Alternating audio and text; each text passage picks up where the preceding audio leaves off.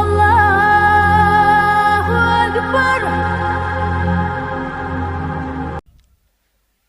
अल्हम्दुलिल्लाहि व कफ़ा व सलामुन अला इबादिहिल्लज़ीना इस्तफ़ा, अम्मा बाद, फ़अऊज़ु बिल्लाहि मिनश शैतानिर रजीम, बिस्मिल्लाहिर रहमानिर रहीम। इन्नमल मुअमिनूना इख़्वा फ़अस्लिहू बैन अख़वैकुम। व अन नबी सल्लल्लाहु अलैहि वसल्लम अन्नहु क़ाल ला तदख़ुलुल जन्नत हत्ता तुअमिनू व ला तुअमिनू हत्ता तहाब्बू इला आख़िरिल हदीस औ कमा सबत बिन नबी सल्लल्लाहु अलैहि वसल्लम। वाजिबुत तकरीम हाज़रीन गिरामी, अल्लाह ताला की इनायत है कि अल्लाह ताला ने मौसमों की सख्ती के बावजूद और हालात की नज़ाकत के बावजूद हम सबको यहाँ जमा होने की तौफ़ीक़ अता फ़रमाई है। हमारा यहाँ जमा होना बज़ाहिर बहुत थोड़े से वक्त के लिए है, लेकिन बहुत अहम है। जैसा कि हम सब जानते हैं कि हमारा आज का हरन गांव का ये प्रोग्राम, ये इजलास, ये तकरीब, ये इज्तिमा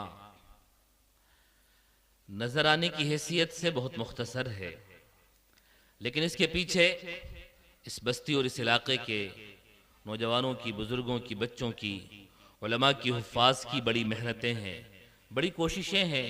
उसके बावजूद, उसके बाद ये मजलिस कायम हुई है, उसके बाद ये महफिल सजी है। उलमा की एक बड़ी जमात, बुज़ुर्गों की एक बड़ी जमात, अल्हम्दुलिल्लाह आप सब हज़रात के जज्बात और तवज्जुहात की बरकत से यहाँ तशरीफ़ फरमा है।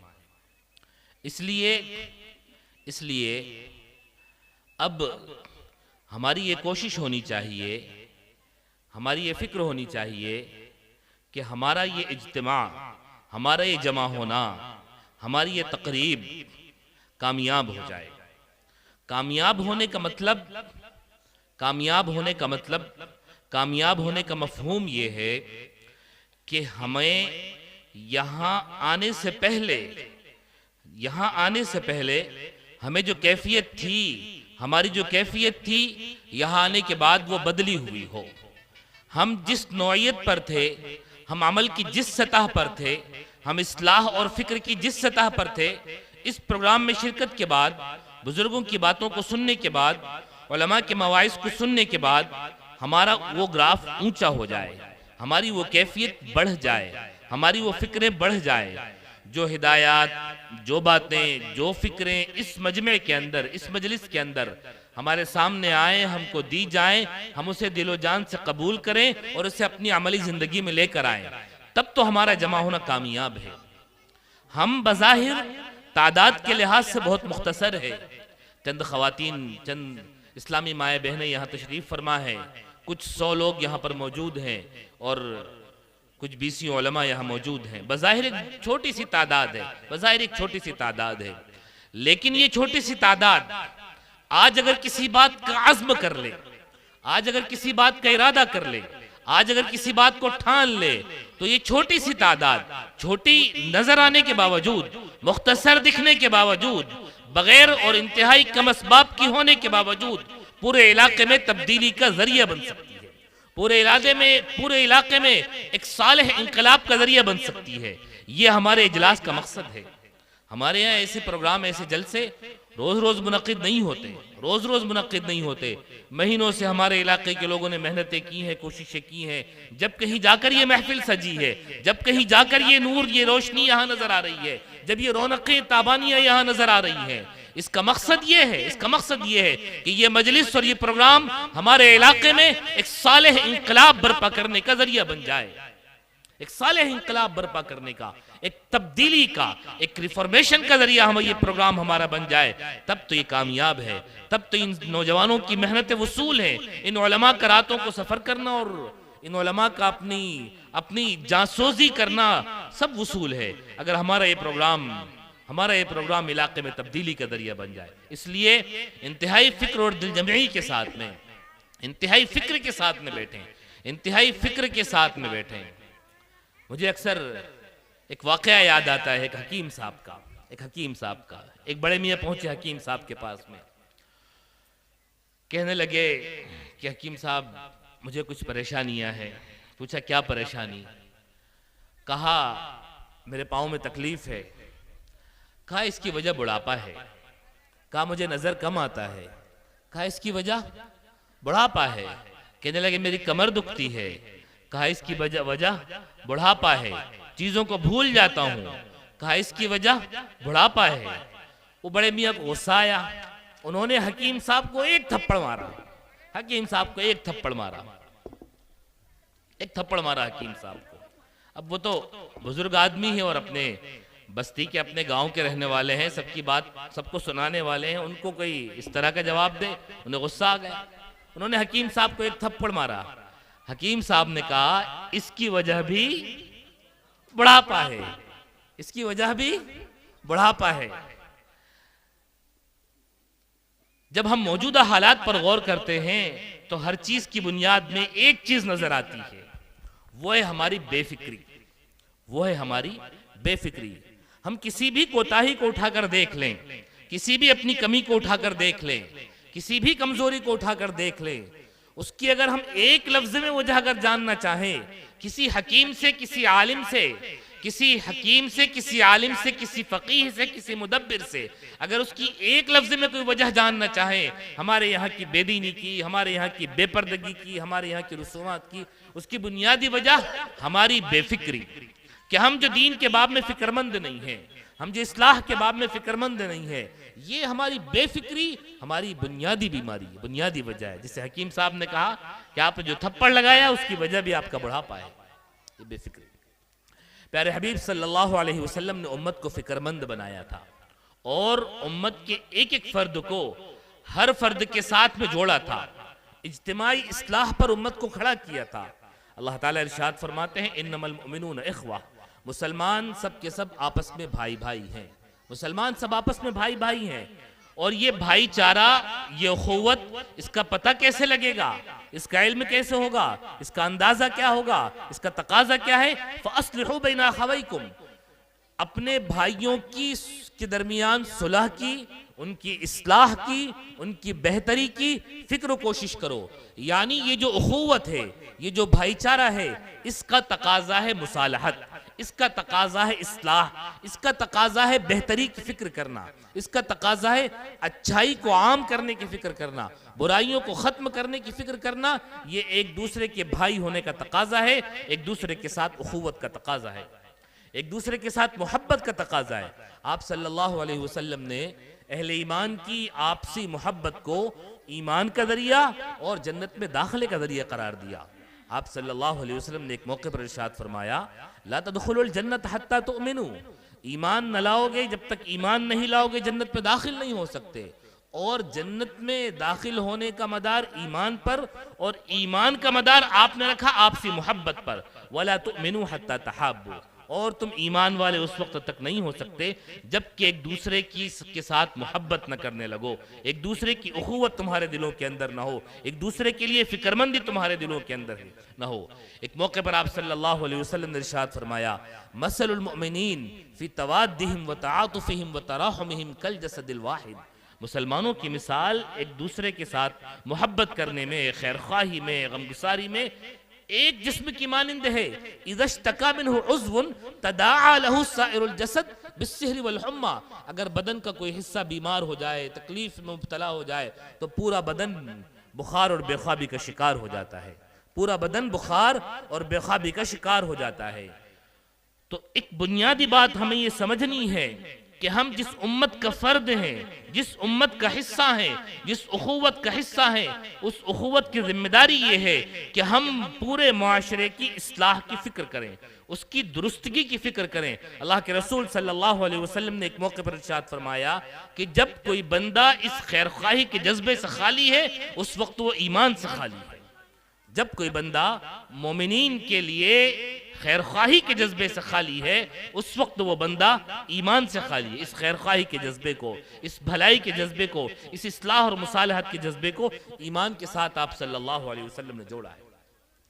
अब हमारे लिए ज़रूरी है कि उम्मत के हर तबके, उम्मत के हर फर्द की इस्लाह और बेहतरी की फ़िक्र करें, अपनी ज़ात से लेकर सारे आलम की इस्लाह और बेहतरी की फ़िक्र करें। अल्हम्दुलिल्लाह बस्ती के मकातिब के तलबा ने बेहतरीन प्रोग्राम पेश किया। एक छोटी सी तादाद नमूने के तौर पर हम सब के सामने रखी गई, आप सब के सामने रखी गई, जिन्होंने अपनी तालीमात का, अपनी असातिज़ा की कोशिशों काविशों का हमारे सामने मुजाहरा किया। ये इस्लाह के लिए, फिक्रमंदी के लिए एक बड़ा मैदान हमारी नस्ल नौ का मैदान है, नई नस्ल का मैदान है कि जो हमारी नस्ल नौ है, जो हमारी नई नस्ल है, इनकी इस्लाह और इनकी तरबियत की, इनकी दीनी तालीम की फ़िक्र करना, ये इस्लाह का एक हिस्सा है, ये हमारी फिक्रमंदी का एक हिस्सा है। उम्मत मुस्लिमा का फ़र्द होने की हैसियत से हर मुसलमान के ज़िम्मे ये है कि जिस मुआशरे में मैं रहता हूँ, उस मुआशरे के एक एक बच्चे के दीनी तालीम के हासिल करने को यकीनी बनाना, इसे मैं अपनी ज़ाती ज़िम्मेदारी समझूँ। ये बहैसियत उम्मत मुस्लिमा का एक फ़र्द होने के हमारी ज़िम्मेदारी है। आप सल्लल्लाहु अलैहि वसल्लम ने उम्मत की इस्लाह और उम्मत की तालीम के बाब में कितनी फ़िक्र फरमाई थी। अभी रियासत मदीना कायम नहीं हुई, अभी आप सल्लल्लाहु अलैहि वसल्लम मक्का मुकर्रमा में तशरीफ़ फरमाए, अभी आपने हिजरत नहीं फरमाई। हिजरत फरमाने से पहले पहले, रियासत मदीना के कायम होने से पहले, आप सल्लल्लाहु अलैहि वसल्लम ने मुअल्लिम को रियासत मदीना में रवाना फरमा दिया। रियासत मदीना में हज़रत मुसाब बिन उमैर रज़ियल्लाहु ताला अन्हु को मुअल्लिम बनाकर रवाना फरमा दिया कि रियासत बाद में कायम होगी, हमारी हिजरत बाद में होगी, वहाँ मस्जिद क़ुबा, मस्जिद मदीना, मस्जिद नबवी बाद में कायम होगी, तुम पहले जाकर वहां पर तालीम के हल्के कायम कर लो, पहले जाकर वहां पर तालीम का सिलसिला शुरू कर दो। और फिर हमारे यहाँ जितनी मसाजिद थी, सारी मसाजिद हमारे यहाँ तालीम गाह है। जितनी मस्जिदें हमारे लिए सबसे पहली तालीम गाह। बात का निज़ाम रहा कि इंतज़ामी ज़रूरतों के पेश नज़र मदारिस अलग हो गए, स्कूल अलग हो गए, मस्जिदें अलग हो गई, वरना हमारे लिए अब भी जितने कदीम बड़े जामियात हैं वो सब मसाजिद में कायम शुदा जामियात हैं। जितने तारीख़ी जामियात हैं मस्जिदों में कायम शुदा। हमारी शरीयत में मस्जिद का क़याम, जो कि तालीम, जिसके ज़रिए तालीम का मकसद भी पूरा होता है, वो कितनी तरजीही बुनियादों पर था। आप सल्लल्लाहु अलैहि वसल्लम हिजरत का सफ़र फरमा रहे हैं, अभी क़ुबा में आपका क़याम है, अभी आप वहाँ नहीं पहुँचे, यसरब नहीं पहुँचे हैं, मदीना नहीं पहुँचे हैं, क़ुबा में आपने क़याम फरमाया। चंद रोज़ा क़याम में आपने यहाँ पर एक मस्जिद की बुनियाद रख दी कि ये एक मस्जिद यहाँ कायम फरमा दी, यहाँ लोग नमाज अदा करेंगे, यहाँ बच्चों की तालीम का नज़्म होगा। मदीना पहुंचे, सबसे पहले जो बुनियादी काम आप सल्लल्लाहु अलैहि वसल्लम ने फरमाए, उनमें से एक काम मस्जिद नबवी का क़याम, मस्जिद नबवी कायम हुई। एक मरतबा एक साहब हाजिर खिदमत हुए, इस्लाम कबूल किया। इस्लाम कबूल करने के बाद अपनी बस्ती के अंदर दोपहर में वापस हुए, अपनी बस्ती वालों को जमा किया, बस्ती वालों से कहा कि मैंने इस्लाम कबूल कर लिया है, तुम भी इस्लाम कबूल कर लो। उनको दावत दी, उन्होंने इस्लाम कबूल कर लिया। मौर्रिख लिखता है, मौर्रिखीन बताते हैं कि उस बस्ती के अंदर, उस बस्ती में, उस कबीले के जितने मोहल्ले थे, सूरज के गुरूब होने से पहले पहले हर मोहल्ले में एक मस्जिद कायम हो चुकी थी। सुबह इस्लाम कबूल किया उन्होंने, दोपहर में कबीले ने कबूल किया, और रात के होने से पहले पहले, सूरज के गुरूब होने से पहले पहले उस कबीले के जितने मोहल्ले आबाद थे, उन सारे मोहल्लों के अंदर मस्जिदें कायम हो चुकी थी। हाँ, वो आपकी जाओ मस्जिद की तरह, मस्जिद आयशा की तरह बहुत कुशादा और बहुत मजबूत मस्जिद नहीं थी। उन्होंने एक जगह साफ की, किबला रुख एक कमर तक दीवार उठा दी और तय कर दिया कि ये हमारी इबादत की जगह, हमारे बच्चों की तालीम की जगह। तो मुसालहत और फिक्र का एक हिस्सा ये है कि हम अपनी नस्ल नौ की फिक्र करें, इस बात की फिक्र करें कि हमारी बस्ती के अंदर जितने बच्चे स्कूल जाने की उम्र के हैं, स्कूल गोइंग एज के जितने बच्चे हैं, वो सब की सब दीनी तालीम लाजमी तौर पर हासिल करें। दीनी तालीम के हासिल करने को यकीनी बनाना, ये इस वक्त हमारे लिए हर ज़रूरत से बड़ी ज़रूरत और हर प्राथमिकता से पहली प्राथमिकता और पहली तरजीह होना चाहिए। हालात के लिहाज से तरजीहात तब्दील होती है। इस वक्त की हमारी सबसे पहली तरजीह हमारे नस्ल नौ की तालीम की फिक्र करना, ये इस वक्त की सबसे पहली तरजीह होनी चाहिए। फिर इसके साथ साथ एक बात जिसकी बड़ी शिद्दत से ज़रूरत महसूस हो रही है हमारे इलाकों में, वो ये कि हमारे इलाकों में उलमा की कसरत हो। उलमा की कसरत हो। उलमा की कसरत उस वक्त में होगी जब हमारे बच्चे मदारिस का रुख करेंगे, दीनी इदारों का रुख करेंगे। माशाअल्लाह मदारिस के जिम्मेदारान यहाँ मौजूद है, हमारे इलाके में कई मदारिस मौजूद हैं। इस वक्त में एक बुनियादी बात समझने की और एक बुनियादी गलत फहमी दूर करने की भी ज़रूरत है हमने ये समझ लिया कि जिस तरह दूसरे सारे इल्म कमाई का जरिया है, इसी तरह दीनी उलूम भी सिर्फ और सिर्फ कमाई हासिल करने के लिए है। कोई आदमी मौलवी बनेगा इसलिए ताकि 5, 7, 10 हज़ार 15 हज़ार की तनख्वाह उठाए वो इमामत करके ये बच्चों को पढ़ाकर, नहीं। इल्म का हासिल करना खुद अपनी ज़ात से ज़रूरी है। इल्म बज़ात खुद मकसूद है। हमारे लिए ज़रूरी है कि हम अपने बच्चों को दीनी उलूम से बहरावर करें, दीनी उलूम अपने बच्चों को दिलाएं। फिर वापस आकर वो चाहे हमारे यहाँ पर मुलाजमतें करें, चाहे तिजारत करें, चाहे काश्तकारी करें, जो काम हमसे मुताल्लिक़ है, जो काम हम उनसे करवाना चाहें वो काम करें। जब हमारा एक ताजिर आलिम होगा, जब हमारा एक काश्तकारी करने वाला आलिम होगा, एक मुलाजमत करने वाला आलिम होगा, तो ज़िंदगी के हर शोबे हर मरहले के अंदर दीन आएगा। इस वक्त हमारा दीन हमारे घर की दहलीज तक है, क्योंकि हमारे घर में कोई आलिम नहीं है। इसीलिए घर में कोई आलिम नहीं है तो फिर घर में बेपर्दगी है। घर में कोई आलिम नहीं है तो हमारी शादियों के अंदर ये फर्क करना मुश्किल है कि ये किसी मुसलमान के यहाँ की शादी है या किसी और के यहाँ की शादी है। हमारी शादियाँ ऐसी होती जा रही हैं, ऐसी होती जा रही हैं कि शादियाँ हमारे लिए वबाल जान बनती जा रही हैं, वबाल जान।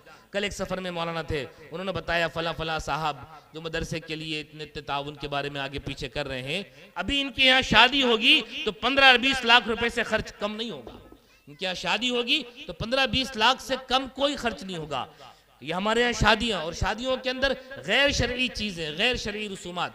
हमारे यहाँ शादियाँ एक बड़ा फाइनेंशियल प्रोजेक्ट बन गई। सबसे पहली चीज़ हमने शादियों को बना दिया जश्न अजीम, मेगा सेलिब्रेशन का जरिया कि शादियों के अंदर सेलिब्रेशन करना है। अब सेलिब्रेशन के लिए, जश्न मनाने के लिए नए नए तरीके ईजाद किए जा रहे हैं। आतिशबाजियों के तरीके, ढोल ताशों के तरीके, म्यूज़िक बजाने के तरीके, डीजे बजाने के तरीके। अल्लाह के रसूल सल्लल्लाहु अलैहि वसल्लम ने म्यूज़िक के बारे में फरमाया कि म्यूज़िक ये क़ल्ब के अंदर निफाक को पैदा करता है। निफाक का मतलब कि आदमी ज़बान से ईमान कहे और दिल के अंदर उसके कुफ्र हो। निफाक का मतलब आदमी ज़ाहिरी तौर पर मोमिन नजर आए, मोमिनों की सफ में खड़ा नजर आए, लेकिन हकीकत में उसका अमल मोमिनों से हटकर हो, अहले ईमान से हटकर हो। ये निफाक है। इस निफाक की बहुत सी बुनियादें, इसमें से एक बड़ी बुनियाद म्यूजिक, ढोल ताशे बाजे जब ये आम होते हैं तो फिर उस कौम के अंदर, उस बस्ती के अंदर, उस जमात के अंदर, उसके अफराद के अंदर निफाक आम होता है। इसलिए इस बीमारी को छोड़ें, अपनी शादियों को सादा करें। जब हमारे घर से उलमा पैदा होंगे तो फिर घर के अंदर की बुराइयां खत्म होगी। अब तक हमारा दीन हमारे घर की दहलीज तक है। दीन की सारी मेहनतें और कोशिशें हमारी दहलीज पर दम तोड़ जाती हैं, दहलीज पर दम तोड़ जाती है, क्योंकि अंदर से कोई मुहर्रिक नहीं। हमारे घर का कोई बच्चा आलिम होगा, कोई बच्ची आलिमा होगी तो वो बताएगी कि किस किस से पर्दा करना ज़रूरी है। वो बताएगी कि खातून के लिए किन किन से पर्दा करना ज़रूरी है, किन रिश्तेदारों के सामने आने की गुंजाइश है और किन के सामने आने की गुंजाइश नहीं। पर्दा शरीयत में कितना ज़रूरी है। कुरान मजीद के अंदर अल्लाह ताला ने प्यारे हबीब सल्लल्लाहु अलैहि वसल्लम के अज़वाज को मुक़द्दम रखा और दीगर मोमिनीन की औरतों को खिताब करके फरमाया कि आप कुरान मजीद के अंदर हुक्म दिया गया कि ए नबी की बीवियों, नबी की औरतों, नबी की बेटियों और आम मुसलमान औरतों, अपने चेहरे को ढाँप कर रखो, अपने चेहरे को ढाँप कर रखो। पर्दे का हुक्म कुरान मजीद में दिया गया। लेकिन हमारी सारी कोशिशें, सारे बयान और सारी तकरीरें हमारे घर के बाहर तक रह जाते हैं। घर के अंदर चूंकि कोई मुहर्रिक मौजूद नहीं है, घर के अंदर कोई टोकने वाला मौजूद नहीं, इसलिए ये चीज़ अमल में नहीं आ पाती। इसलिए अगली ज़रूरत हमारी ये है इज्तिमाई इस्लाह का, एक इज्तिमाई इस्लाह की फिक्र करने का एक अहम हिस्सा ये है कि हम अपने समाज, अपने ख़ानदान, अपने मुआशरे के बेहतरीन दिमागों को, बेहतरीन बच्चों को, ज़हीन फ़तीन बच्चों को मुंतखब करें और उन्हें दीनी इदारों के अंदर भेजें, मदारिस के अंदर भेजें। ये नहीं कि ये आकर वहाँ से पढ़ कर आएंगे तो क्या कमाएंगे, क्या खाएंगे, क्या कमाएंगे, क्या खाएंगे। कोई मौलवी, कोई आलिम, कोई मुअल्लिम इस बात की क्या फिक्र करे, इस बात की फिक्र, अगर इस बात की उसे फिक्र नहीं होनी चाहिए। लेकिन असल चीज ये है कि उस मुआशरे को डूब मरना चाहिए जिस मुआशरे का इमाम या मुअल्लिम ये फिक्र करे कि मैं अगर इमाम बन जाऊंगा तो क्या खाऊंगा और मैं अगर बच्चों का मुअल्लिम बन जाऊंगा तो क्या खाऊंगा। ये उसके बारे में सोचने की बात नहीं है इमाम और मुअल्लिम के बारे में, ये उस मुआशरे के बारे में सोचने की बात है जिस मुआशरे का वो इमाम है, जिनकी मसाजिद का वो इमाम है, जिनकी इबादतों को वो दुरुस्त करने वाला है, जिनके बच्चों को वो तालीम देने वाला है। उस मुआशरे के लिए फिक्र और सोचने की चीज़ है कि हमारी बस्ती का कोई इमाम कोई मुअल्लिम ये फिक्र करे कि मैं इस बस्ती में रहूंगा तो खाऊंगा क्या, मैं यहाँ बच्चों को पढ़ाऊंगा तो रहूंगा कैसे। ये उसके लिए फिक्र की बात नहीं, उसके लिए सोचने की बात नहीं, ये बस्ती के लिए सोचने की बात है कि इमाम और मुअल्लिम कोई हमारे यहाँ आकर ये ख्याल उसके दिमाग के अंदर आए, ये बात उसके दिमाग के अंदर आए। इसलिए इस बात ये इससे जुड़ी हुई चीज़ नहीं, इल्म इल्म बजात खुद मकसूद है। अपने बेहतरीन दिमागों को, बेहतरीन तलबा को, बेहतरीन बच्चों को मदारिस भेजिए, मदरसों की तरफ उनका रुख कीजिए, मदरसों की तरफ उनका रुख कीजिए। जब मदरसों की तरफ उनका रुख होगा तो 4 साल के बाद हमारे पास बेहतरीन उलमा तैयार होकर आएंगे, बेहतरीन अइम्मा हमारे पास तैयार होकर आएंगे, बेहतरीन मुफ्तियान हमारे पास तैयार होकर आएंगे। और जब बेहतरीन उलमा, बेहतरीन मुफ्तियान हमारे यहाँ तैयार होंगे, बस्ती के एक एक घर के अंदर आलिम होगा, इलाके के एक एक घर के अंदर, एक एक ख़ानदान के अंदर जब आलिम होगा, तब हमें अपने दरमियान में जो रसूमात हैं उसको ख़त्म करना बहुत आसान होगा।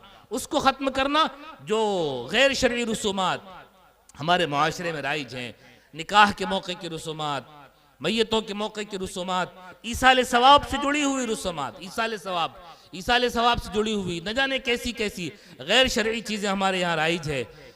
हम अहले सुन्नत वल जमात का ये अक़ीदा है, हम अहले सुन्नत वल जमात का ये अक़ीदा है कि जो कोई मोमिन का इंतकाल हो जाए तो उसके लिए कोई भी नफल इबादत करके उसका सवाब उसे बख्शा जा सकता है, उसका सवाब उसे पहुंचाया जा सकता है। और आप जिसके लिए ईसाले सवाब करेंगे, आप जिसके लिए दुआए मग़फ़िरत और रफ़े दरजात की दुआ करेंगे, प्यारे हबीब सल्लल्लाहु अलैहि वसल्लम की हदीस का मफ़हूम है कि वो मुर्दा, वो मरहूम आपके लिए सिफारिश करेगा अल्लाह ताला के हुजूर। इसलिए अपने मरहूमीन के लिए भी ईसाले सवाब किया जाता है और इसीलिए बुजुर्गों के लिए भी ईसाले सवाब किया जाता है कि हम उनके लिए ईसाले सवाब करेंगे तो कल को अल्लाह ताला के हुजूर हमारे बाब में गवाही देंगे, हमारे बारे में गवाही देंगे कि अल्लाह इस बंदे ने हमें ये पढ़कर बख्शा था, आप हमसे मोहब्बत करते हैं, इस बंदे की बख्शिश फरमा दीजिए।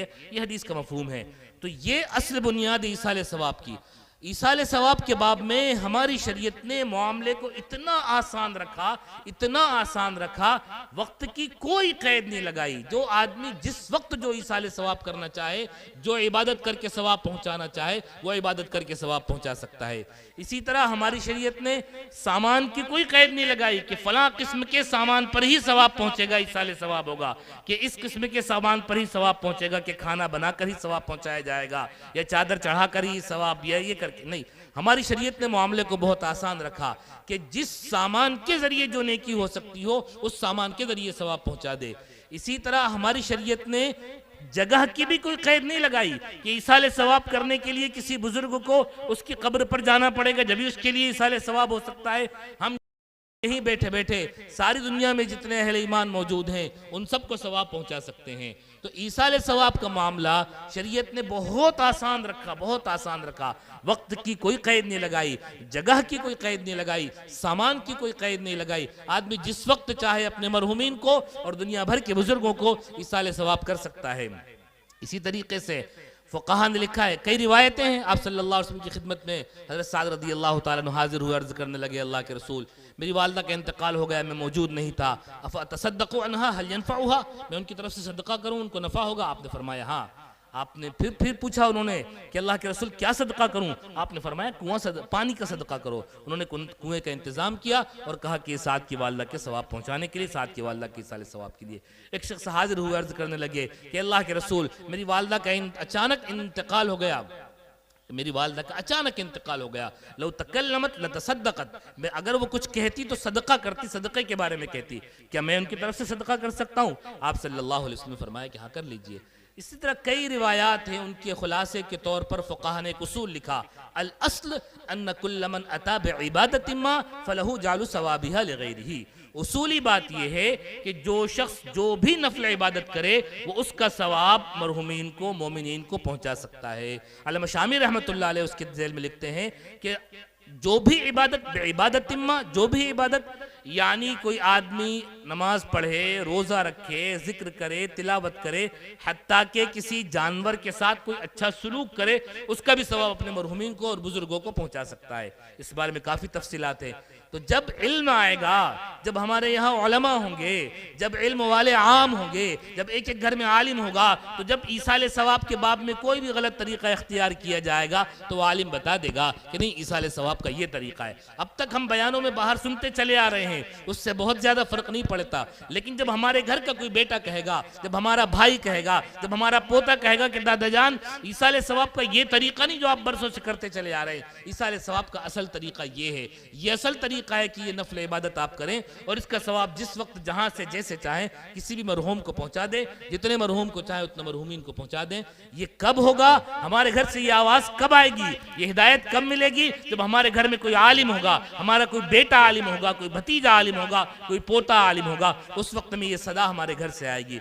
तो उम्मत की मजमूई तौर पर इस्लाह की फिक्र करना इन्नमल मुमिनून इख्वा का तकाजा है। बहैसियत मुसलमान, हर मुसलमान की जिम्मेदारी है, उसका पहला फर्द, उसका एक हिस्सा नस्ल नौ की तालीम की फिक्र करना है कि हमारे मुआशरे, हमारे ख़ानदान समाज का कोई बच्चा दीनी तालीम से महरूम न रहे। इसकी हमारे मर्द भी फिक्र करें, औरतें भी फिक्र करें, मालदार भी फिक्र करें, गरीब भी फिक्र करें, नौजवान भी फिक्र करें, बूढ़े भी फिक्र करें। इस वक्त ये मसला इतना ज़्यादा ज़रूरी है नस्ल नौ की तालीम और तरबियत की फिक्र करना, जो कि ये मसला सबसे ज़्यादा तरजीही बुनियाद पर हमारे सामने होना चाहिए, सबसे ज़्यादा तरजीही बुनियाद पर।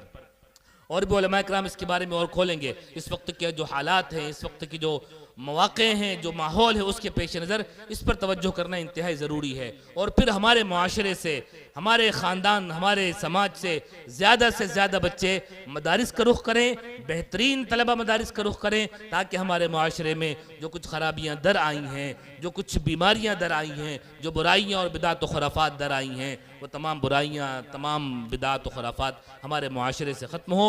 अल्लाह ताला जो कुछ बातें कही गई हैं उनमें दुरुस्त बातों पर हम सबको अमल की तौफीक नसीब फरमाए, अपने काम पर चलने की तौफीक नसीब फरमाए, खात्मा बिल खैर फरमाए। जिन हज़रात ने इस मजलिस को कायम करने के लिए कोशिशें की है, अल्लाह ताला दारैन में बेहतरीन अजर बदला अता फरमाए। व आखिर दावाना अनिल हम्दुलिल्लाहि रब्बिल आलमीन।